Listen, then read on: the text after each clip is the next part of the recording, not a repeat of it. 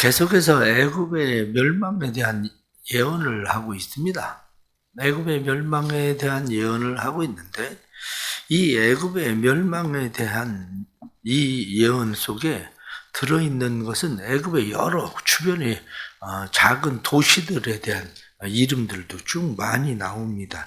나라 이렇게 이야기하지만 나라라고 하지만 실제적으로는 애굽의 주변의 족속들, 그러한 작은 도시들, 이러한 것들이 그곳에 가득합니다. 5절 말씀 보면 구스와 붓과 룻과 이렇게 말씀하고 있는 이러한 것들도 다 애굽에 속해 있는 그러한 곳들입니다. 뿐만 아니라 14절 말씀에 바드로스, 소완도 이렇게 돼 있고 16절에 신나라 이렇게 돼 있는 놈나라, 이러한 모든 것들이 다 그들의 도시들입니다. 도시들이고 이러한 도시들이 다 망하게 될 거다. 왜냐, 하나님께서 애굽의 팔을 꺾었다. 그래서 칼을 들고 있었던 그 칼을 떨어뜨리게 할 거다.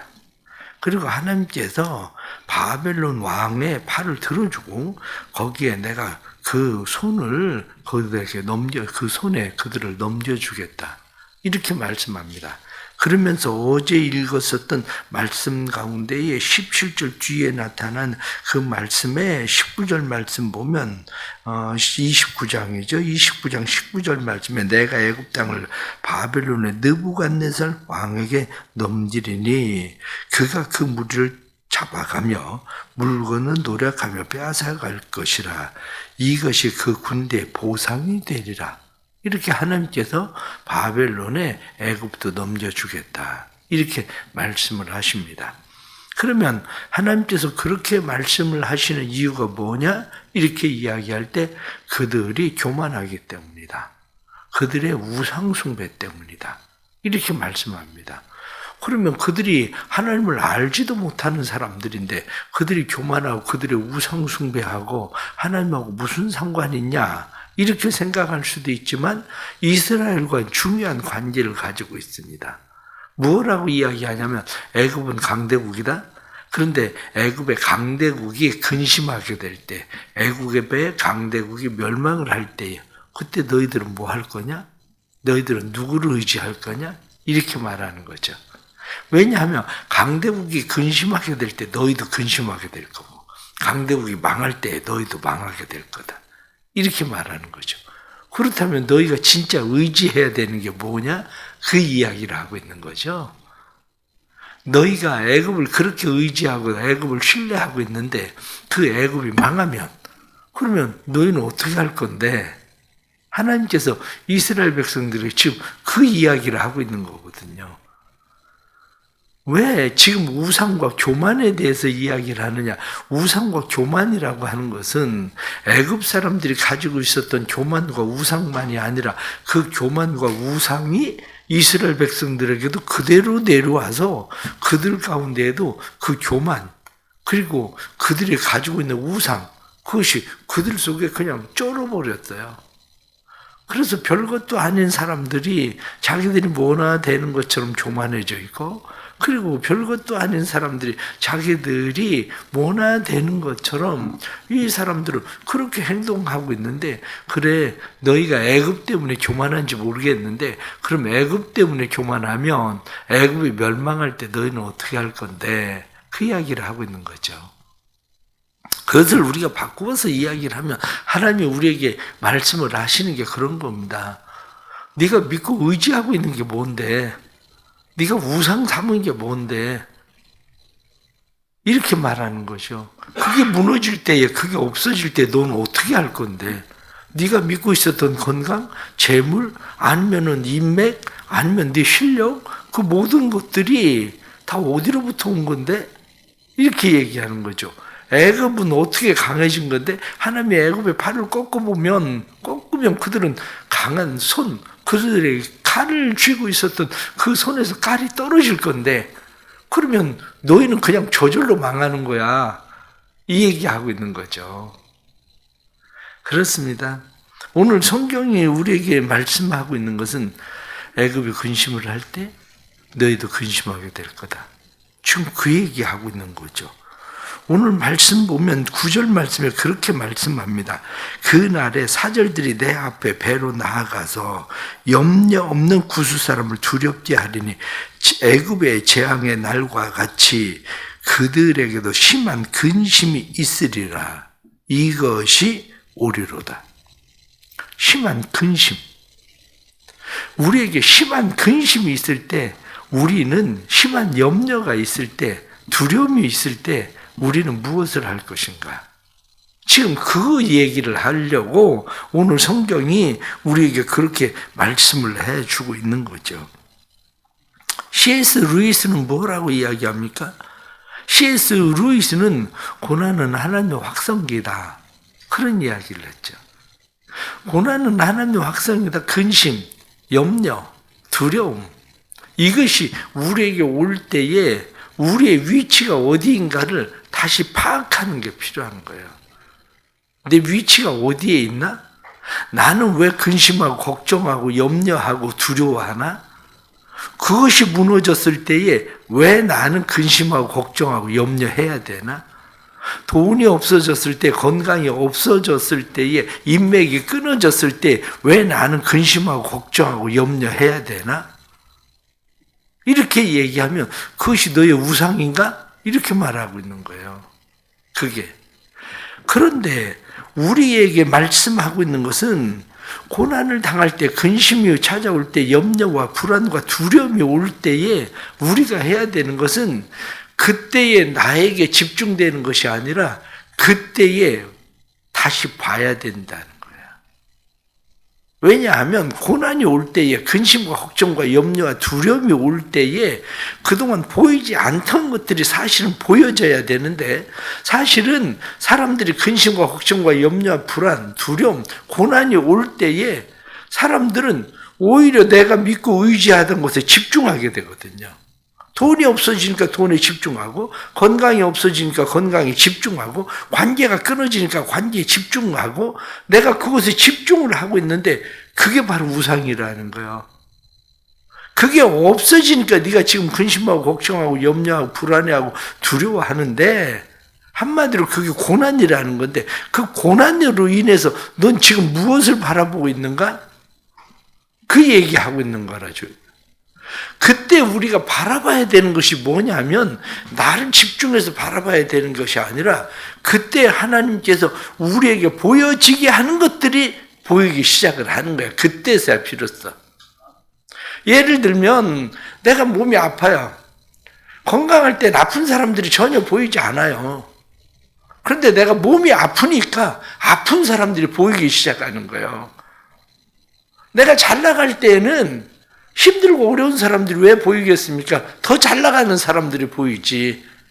그런데 내가 힘들고 어려워 보니까, 멈춰보니까 멈춰있는 사람들이 보이는 거죠. 그게. 고난을 당할 때에 사람들은 만날 사람들을 만나게 돼요. 고난을 당할 때에 내가 서 있어야 될 자리가 어딘가, 그 자리가 보인다고요. 지금 내가 막 올라가고 막 지금 달려갈 때는 지금 내 자리가 보이지 않아요. 그것을 향해서 난 집중적으로 지금 달려가고 있기 때문에 앞만 보이지 내 자리가 보이지 않죠. 그런데 내가 고난을 당하고 멈춰보면 그때서야 내가 만날 사람들을 만나게 되고 내가 머물러야 될 자리가 생기는 거죠. 그게. 그런데 그것을 깨닫지 못하면 우리는 고난을 당할 때에 오히려 나에게 더 자꾸 집중을 하게 된다고요. 그런데 실상은 그게 나에게 집중을 하고 있는 게 아니라 내가 우상 삼았었던 거기에 집중하는 거예요. 돈에 집중하고, 명예에 집중하고, 권력에 집중하고, 건강에 집중하고, 관계에 집중하고. 그런데 따지고 보면 하나님께서, 그래 내가 그거 끊어보면 너는 어떻게 할 건데, 지금 그 얘기하고 있는 거잖아요. 내가 그거 끊으면 넌 어떻게 할 건데, 계속 그것만 바라보고 그것 쫓아서 네가 달려갈 건데, 그래 봐도 애굽은 내가 멸망시킬 건데, 이렇게 얘기하잖아요. 그렇게 해봐도 네가 그거 얻지 못할 거야. 지금 그 얘기하고 있는 거예요. 애굽의 근심이 너의 근심이 될 거야. 이렇게 말하는 거죠. 오늘 본문에 나타나는 말씀을 보면 이것이 우리에게 말하는 것이 고난을 당할 때에 놓아야 되는 것을 놓으라는 거예요. 내가 붙잡고 있었던 것을 놓으라는 거예요. 고난을 당할 때에 내가 부서뜨려야 될 것을 부서뜨려야 된다는 거예요. 오히려 손을 놓고 그것을 오히려 부서뜨리는 거, 그것을 무엇라고 이야기합니까? 오늘 성경에 나타난 말씀을 보면 그게 바로 우상이라는 거예요. 그 우상에서 네가 손을 놓고 그 우상에서 내가 그 우상을 부서뜨려야 되는 때야 그때가, 이렇게 말하고 있는 거죠. 그렇습니다. 우리는 살아가면서 우리의 삶의 자리, 우리의 위치가 어딘가를 늘 잘 깨달아야 돼요. 전에도 한번 말씀을 드렸지만 우리가 수소 풍선을 보세요. 풍선에다가 수소를 집어넣어요. 그럼 수소 풍선에다 수소를 집어넣고 그냥 놔보세요. 자기 하늘 높은 줄 모르고 마냥 그냥 날아갑니다. 그런데 수소풍선 그냥 조그마한 동전 하나만 매달아 놔도 거기 붙어서 그냥 달랑달랑 거기 매달려 있잖아요. 우리가 우리의 삶을 작은 동전 하나 같지만 사실은 하나님에게 메어놓지 않으면은 우리의 삶은 그냥 교만해서 날아가요. 그 뭐 수소풍선 별것도 아니게 자기가 뭐 그렇게 대단한 거나 되는 것처럼 위로 날아가면 그냥 올라가다 사라지는 거예요. 터져버리는 자기 위치도 없이. 그러나 우리를 누구에게 메어 놓느냐면 하나님께 메어 놓는 게 필요한 거예요. 그러면 왜 우리를 하나님께 메어 놓아야 되느냐? 이렇게 이야기하면 하나님께 메어 놓아야 되는 중요한 이유가 있죠. 그게 뭐냐? 우리는 내가 하나님께 메어 있을 때에 삶이 안정적이고 삶이 편안한 거예요. 왜냐하면 사람들은 지금 자꾸 많이 착각을 하고 있는데 그게 뭐냐면 내가 수고하고 열심히 하고 노력하고 애를 쓰면 된다고 자꾸 생각을 하는데 그게 아닌 이유가 뭐냐면 위치예요. 시냇가에 심은 나무는 사시사철 푸르고 시절을 쫓아 열매를 맺는 거, 그게 시냇가에 심겨져 있는 나무이기 때문에 그 위치가 시냇가에 심겨져 있기 때문에 그 나무가 사철 푸르는 거예요. 시냇가에 심겨 있기 때문에 열매가 풍성한 거죠. 그런데 하나님을 의지하지 않는 사람은 광야의 떨기나무 같을 것이다. 이렇게 성경이 말씀한 것처럼 위치가 떨기나무, 어디에? 광야에. 거기에 있으면은 아무리 힘쓰고 애쓰고 해봐도 가뭄을 견디지 못한다는 거예요. 그러니 우리의 위치가 지금 어디 있냐? 그냥 우상을 쫓아서 이리저리 막 그렇게 살아가는 삶이 아니라 우리의 위치를 하나님께 메어 놓아야 된다는 거예요. 하나님께 메어 놔라. 네가 지금 힘들고 어렵고 그러면 다시 그거 붙잡으려고 그거 쫓아가는 게 아니라 힘들고 어려운 고난이 찾아오거든 너를 하나님께 메어 놔라. 너의 위치가 어디인지를 다시 위치를 확인하고. 이게 왜 필요합니까? 고난을 당할 때 비로소 들리는 게 있고요. 고난을 당할 때 보이는 게 생겨요. 고난을 당하기 때문에 들리는 것이 있으니까 기도하는 거예요. 고난을 당하기 때문에 보이는 것이 있으니까 우리는 그걸 말하게 되고 알리는 거예요. 우리의 신앙이라고 하는 게 바로 왜 하나님께서는 우리에게 고난을 자꾸 주실까 때때로 하나님께서 우리에게 고난을 주시는 이유는 고난 때문에 들리는 게 생기고 고난 때문에 보이는 게 생기니까 그게 바로 우리의 사명이 되는 일들을 우리는 만나거든요. 아, 고난 때문에 내가 만날 사람, 고난 때문에 내가 서 있어야 될 위치, 그곳이 어딘가를 비로소 깨닫고 그곳에서 내가 기도하게 되고 그곳에서 말하게 되는 거죠. 그게. 그래서 그렇게 이야기합니다. 아파야 들어갈 성소가 있다. 아파야 들어갈 성소? 아파야 들어갈 성소, 하나님 앞에. 아파야 비로소 하나님 앞에 들어가게 되고요. 아파야 비로소 하나님의 지성소로 간다는 거예요. 아파야. 아픔이 없는 사람들은 계속 그냥 위로만 올라가고 그냥 계속 달리기만 하죠. 그런데 아파야 비로소 하나님의 성소로 나아가게 되고. 예배에 더 힘쓰세요. 예배에 더 힘써야 되는 그런 이유는 예배야말로 시냇가라고 성경이 말씀하고 있는 거예요. 우리의 시냇가가 어디냐? 우리의 시냇가는 예배다. 그것이 하나님이 계신 곳이고 그것이 우리가 들어가야 될 성소다. 이렇게 말하는 거죠. 오늘 주시는 이런 말씀들을 우리가 생각하면서 우리의 삶의 위치가 어딘지 다시 한번 생각해 볼 수 있길 바랍니다.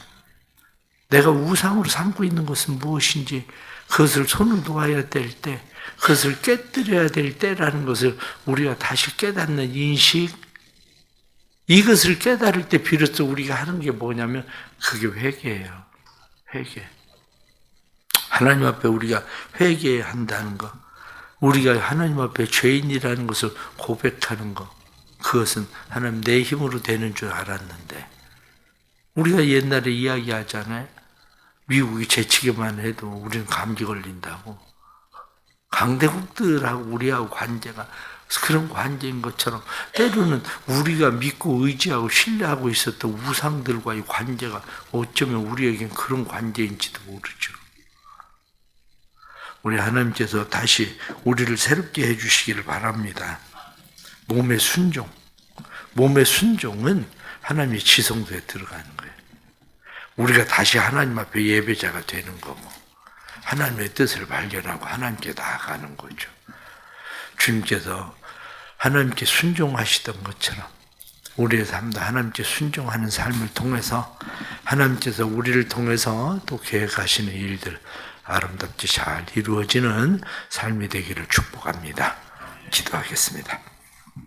하나님 아버지, 힘들고 어렵고 고난당한다고 생각할 때, 근심과 걱정과 염려가 찾아올 때 우리는 놓쳐버린 그것을 잡으려고 더 열심히 달려가 보려고 안간 힘을 쓰고 애를 씁니다. 그러나 그런 때 저희들로 하여금 멈출 줄 알게 해주시고 멈추어야 보이는 것, 멈추어야 만날 사람 우리가 만나게 해주옵소서. 멈추어서 보게 해주시고 멈추어서 만나게 해주시고 그래서 우리의 삶 속에 하나님을 다시 볼 수 있게 하시는 은혜를 허락해 주옵소서. 연약합니다. 어리석습니다. 저희들의 연약함, 저희들의 어리석음 주께서 용서하시고 우리가 시냇가에 심겨진 나무처럼 하나님에게 매어 있는 자, 하나님께 예배하는 자, 하나님께 붙어 있는 자들 되게 해 주옵소서. 고난당할 때 놓아야 될 것 놓을 줄 알게 해주시고 고난당할 때 깨뜨려야 될 것 깨뜨릴 줄 알게 해주시고 그래서 오직 하나님만 믿고 의지하고 신뢰함으로 살아갈 수 있도록 도와주옵소서. 오늘 이 새벽에 또 주 앞에 나올 수 있도록 인도하셨으니 말씀을 통해 오늘 하루의 삶이 우리를 이끌고 갈 수 있도록 도와주시고 주님의 교회가 은혜 가운데 날마다 부흥케 하시고 믿는 자들 되어가게 하시고 구원의 역사 일어나게 해주시고 교회를 통해 하나님의 나라가 온전히 세워지게 하시는 주의 역사 일어나도록 도와주옵소서. 오늘도 생명 되신 주님께 붙어있는 자들, 말씀의 매인 자들 되게 해 주옵소서. 고난당하는 자들, 질병 가운데 있는 자들 치료하시고 회복시켜 주셔서 그 가운데서 새로운 사명을 가지고 주께 나아가도록 축복해 주옵소서. 예수님의 이름 받들어 기도드리옵나이다. 아멘.